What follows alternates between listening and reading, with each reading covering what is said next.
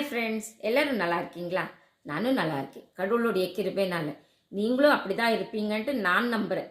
சரிங்களா? இப்போ நான் ஒரு சிறிய பாட்டு உங்களுக்காக நான் பாடுறேன். நீங்கள் அதை கேட்டு எப்படி இருக்குன்ட்டு சொல்லி கமெண்ட் பண்ணுங்க. சரிங்களா ஃப்ரெண்ட்ஸ்? அப்பானு கூப்பிடந்த நாசை உம்மை அப்பானு கூப்பிடவா, உம்மை அம்மானு கூப்பிடந்த நாசை உம்மை அம்மானு கூப்பிடவா, அப்பானு கூப்பிடுவே உம்மை அம்மானு கூப்பிடுவே,